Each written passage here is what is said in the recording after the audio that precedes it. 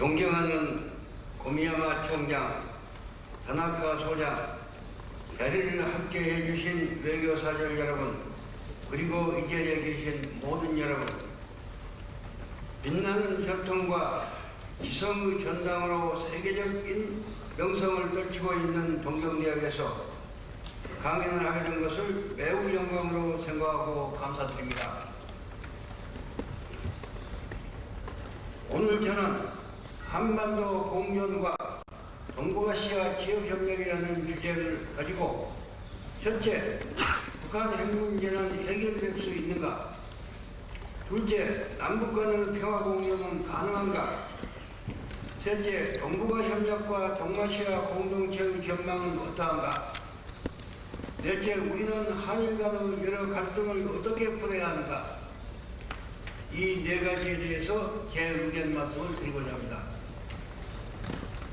여러분, 동북아시아 사람들과 세계 모든 이들이 기대를 안고 시작한 육자회담은 근 1년 동안 재개되지 않은 채 북한의 핵무기 제재 완료 선언, 미국의 북한에 대한 제재 조치 주장 등 불길한 말들이 오가고 있습니다. 심지어 선제 공격설까지 나오고 있는 것입니다. 과연 북한 핵 문제는 해결하기 어려운 과제일까?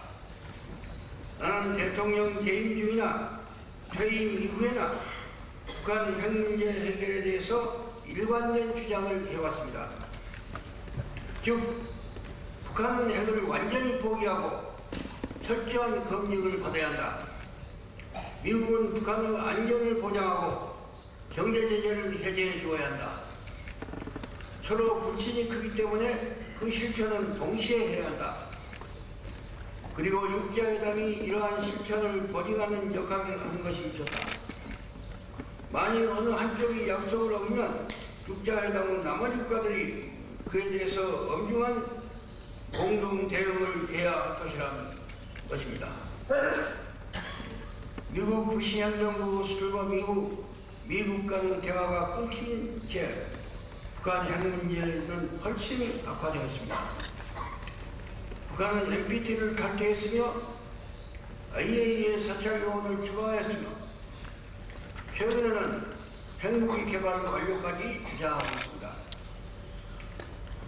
북한은 지금 미국에 대해서 극도의 증오심과 두려움을 가지고 있습니다.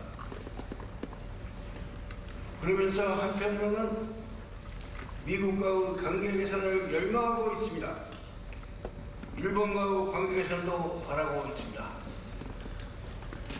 이것은 제가 2000년 6월 북한을 방문해서 김정일 국방위원장과 직접 대화한 결과, 그리고 그 후의 여러 가지 정보를 통해서 얻은 결론입니다. 북한은 핵이 아닌 안전과 경제 발전을 바랍니다. 핵이 굶주리고 있는 북한 사람들을 도할 수는 없기 때문입니다. 북한은 지금 제2의 중국이를 지향하고자 하는 것으로 보입니다. 체제는 유지시키면서 경제는 시장경제 체제를 받아들여 경제를 최대한 급속히 발전시켰다는 것입니다. 주변의 모든 나라 사람들이 북한이 정상적인 국제사회의 일원이 되도록 도와주는 것이 우리 모두의 평화와 안전을 추구하는 길이라고도 생각합니다.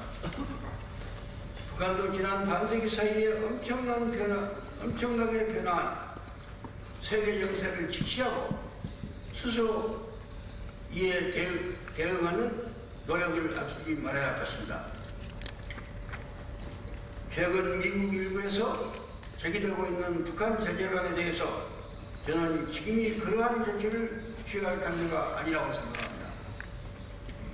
북한에 대해서 공정한 대가를 주었는데 북한이 약속을 어겼을 때, 그때 육자회담의 참여국들은 함께 강력한 대책을 세울 수 있을 것입니다. 그러지 않으면 육자회담 참가국들 간의 의견 일치도 기대하기 어렵습니다. 우리는 한반도에서 다시 전쟁이 일어나는 것을 결단코 바라지 않습니다. 동족 상장의 전쟁은 더 이상 있어서는 안 됩니다. 만일 한반도에 다시 전쟁이 일어나면 우리 민족은 공멸할 것입니다. 그리고 일본에도 직간접적으로 피해가 있을 것입니다. 북한 핵 문제는 주고받는 협상으로 해결할 수 있습니다. 북한은 육자회담에 조속히 복귀하고 핵포기 의견을 분명히 해야 합니다. 여기에 대해 미국은 상응한 대가를 제시해야 할 것입니다. 일본 국민 여러분도 북한 핵 문제가 평화적으로 해결되도록 아낌없는 성원을 해주시기 바랍니다. 존경하는 심사숙녀 여러분, 다음은 한반도에서 남북 간의 평화 공존은 가능한가에 대해서 제 의견을 말씀드리고자 합니다. 결론부터 말씀드리면 미북 관계만 개선되면 충분히 가능하다고 생각합니다. 저는 1998년 2월 대한민국 대통령으로 취임했을 때 한반도에서 냉전의 찬바람을 몰아내고 따뜻한 햇빛이 내려져 있는 햇빛 정책을 실행하겠다고 선언했습니다. 그리고 이를 재임 5년 동안 일관되게 실천해 왔습니다. 저는 평화공존, 평화교류, 평화통일을 삼원칙으로 지시했습니다. 그리고 남북연합제, 남북연방제, 완전 통일의 3단계를 통해서 점진적으로 통일을 추진해 나가자고 했습니다.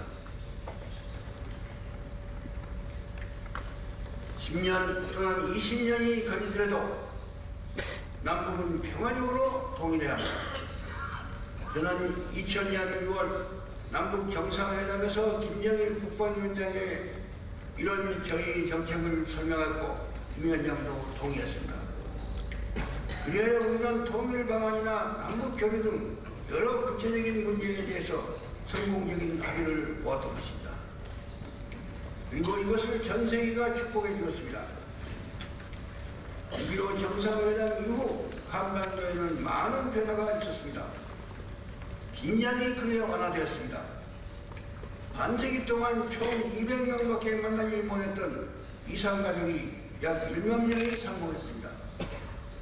100만이 넘는 사람들이 남북을 왕래했습니다. 남북 간의 도로가 개통되고 철도도 연결 단계에 있습니다.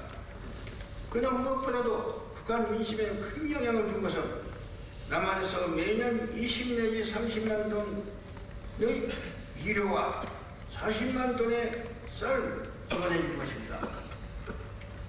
이것은 남한에 대한 북한 사람들의 인식이 과거의 증오와 불신으로부터 감사와 부러움으로 변하게 하는 데 크게 기여를 했습니다. 남쪽 민심에도 변화가 있었습니다. 북한에 대해서 무조건 반대만 하는 사람들도 이제는 공산주의는 반대하되 동족의 입장에서는 도와줘야 한다고 생각하고 있습니다.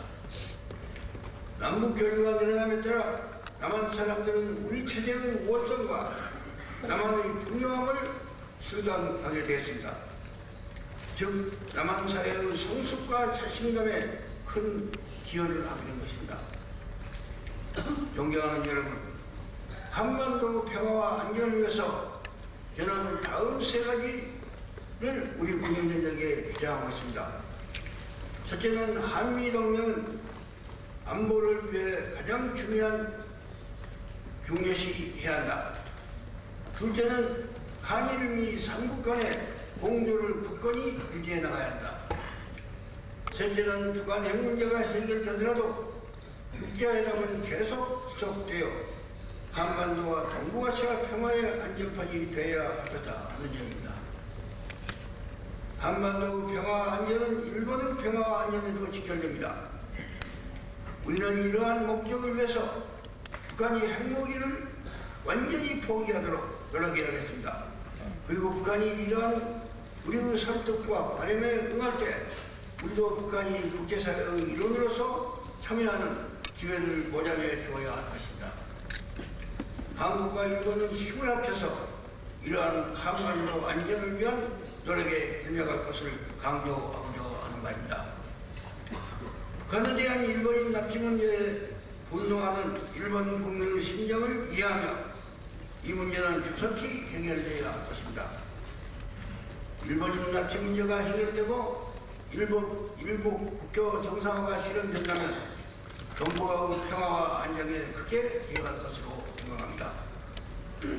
존경하는 여러분, 세 번째는 동북아시아의 미래는 어디로 가고 있는 것인가에 대해서 제 생각을 말씀드려 보도록 하겠습니다. 오는 12월에는 말레이시아에서 역사상 처음으로 동아시아 정상회의가 열립니다. 저는 1998년 베트남에서 열린 아세안 플러스 한일 중 정상회담에서 동아시아 공동체를 지향하는 동아시아 정상회의를 열자고 제안한 바 있습니다.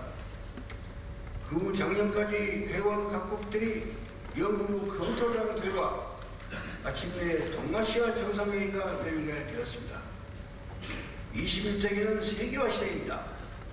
동시에 경제적으로는 나프타, EU, 동아시아의 세 개의 블록이 경기받는 시대가 될 것입니다. 세계의 거의 모든 전문가들은 21세기는 동아시아가 주도하는 시대가 될 것이라고 예측하고 있습니다. 동아시아는 한일 중 3국이 압도적인 비중을 차지하고 있습니다. 인구 면에서는 아세안 지역이 5억 4천만 명인데 비해 동북아시아 지역 3국인 한일 중은 4억 6천만을 가지고 있습니다. GDP에서는 아세안이 6,700억 불인데 비해 한일 중 3국은 6조 3억 불을 가지고 있습니다. 인구는 그 3배에 달하고 GDP는 약 10배가 됩니다. 따라서 동아시아 미래는 동북아 3국이 어떻게 그 역할을 다해야 달려있다고 생각합니다. 최근 한일 간, 일중 간의 과거 역사를 둘러싸고 상당한 갈등이 있습니다. 이 문제가 동아시아 공동체를 가지기를 가로막는 결과가 되어서는 안 됩니다. 동아시아 공동체는 모든 영역의 안전과 공동의 이익을 위하여 매우 필요한 과제이기 때문입니다. 동아시아는 일부 국가에서 정치적 사상적인 차이는 있지만 공통점도 많습니다. 우리는 유교, 불교의 영향을 다 같이 받았습니다. 그리고 상이한 문화와 경계에도 불구하고 아무 갈등 없이 공존하고 있습니다. 경제적으로 시장 경제를 지향하는 점에 있어서도 공통점을 가지고 있습니다. 한일 중 3국은 하루속히 현재의 역사인식에 대한 갈등을 해결하고 21세기 동아시아 공동체의 견인자로서 역할을 다해야 할 것입니다. 마지막으로 한일 간의 갈등에 대해서 몇 말씀 드리겠습니다. 저는 1998년 대통령에 취임한 후 5년간 한일관계 개선을 위해서 혼신의 노력을 다했습니다.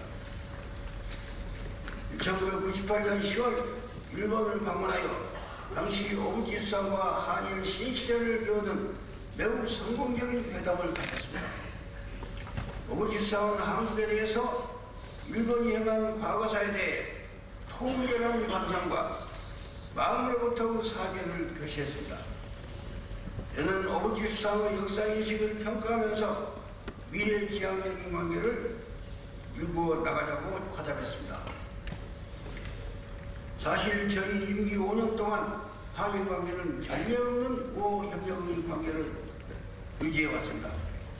수많은 사람들이 한일 양국을 오갔으며 경제, 문화, 체육, 관광 등 각종 교류도 크게 일어났습니다. 월드컵 공동 개최도 매우 큰 성공을 이루겠습니다. 저는 일본 문화 개방에 대해 과감한 조치를 내취했고 그러한 결과는 일본의 한류 열풍이 연결되었습니다. 이러한 역사 정리가 명확히 이루어졌음에도 불구하고 최근 일본 정부와 여당의 지도자를 포함한 상당수 사람들이 과거 침략 행위를 정당화하고 심지어 시혜적인 업적까지 주장하고 있습니다. 이것은 오부치 김공동선언을 무의미하게 하는 것입니다.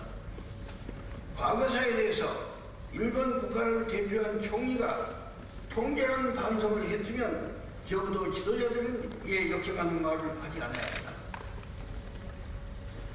저는 일본의 일반 국민들도 그릇된 지도자들 때문에 한국이나 중국 그리고 동남아 사람들 못지않게 고통과 희생을 겪었다고 생각합니다.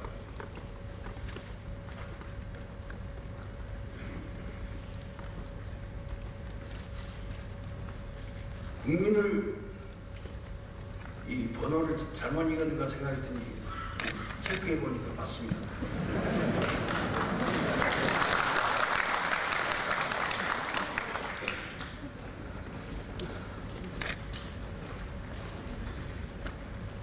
국민을 오도하고 억압한 집권층 지도층과 이들 때문에 고통을 당한 일본 국민들은 저는 같이 생각해서는 안 됩니다. 이들도 피해자들이기 때문에 그렇습니다. 또한 과거사 문제는 한일 간의 나라와 나라 혹은 국민과 국민 간의 문제만이 아니라 과거 불행한 경험에서 올바른 교훈을 터득하려는 사람들과 그렇지 않은 사람들 사이의 갈등입니다. 양식 있는 사람들과 그러지 못한 사람들 사이의 대결입니다. 저는 과거사 문제에 있어서 일본은 독일의 태도에서 배워야 할 점이 있다고 생각합니다. 독일은 과거사에 대해서 철저히 사과하고 모든 국민들에게 확실하게 교육을 시켰습니다. 그리고 피해자들에게 적극적으로 보상을 했으며 나치 전범의 유족들을 보존하여 후세의 교훈으로 삼고 있습니다. 이러한 독일의 철저한 자기반성과 과거를 다시 되풀이하지 않겠다는 결의 표시에 주변 국가들은 감동했고 독일을 자기들이 신뢰할 수 있는 이웃으로 받아들였습니다. 그리하여 독일은 나토와 EU 중심국가가 되었습니다. 동서독 통일에 있어서도 주변 국가들은 전폭적인 지지를 아끼지 않았습니다. 어떻게 보면 독일은 적게 주고 더 많은 보상을 거두었습니다. 한일 간의 역사인식에 있어서 합의가 없는 한 앞으로도 계기만 있으면 지금과 같은 갈등은 되풀이될 가능성이 있습니다. 일본의 일부 인사들 중에는 한일 간의 경우는 독일과 다르다고 말합니다. 그러나 나는 다르지 않다고 생각합니다. 두 나라 모두 죄 없는 인접국가를 침략했고 이루 말할 수 없는 고통과 피해를 주었습니다. 지금 한국에서는 일본의 우경화 경영에 우려하는 사람이 많습니다. 우리의 이러한 우려가 기후가 되기를 진심으로 바라마지 않습니다. 독도 문제에 대한 영유권 갈등도 양국 관계를 저해하는 요소가 되고 있습니다. 한국 영토인 울릉도 바로 옆에 있는 독도가 일본 영토라고 주장하는 것에 대해서 한국 국민들은 납득할 수 없는 것입니다. 1905년 초 일본 정부가 각기에서 독도 편입을 결정한 것에 대해 당시 한국 정부가 아무 문제 제기도 하지 않았다는 것을 근거로 영유권을 주장하는 것은 더욱 인정할 수 없습니다.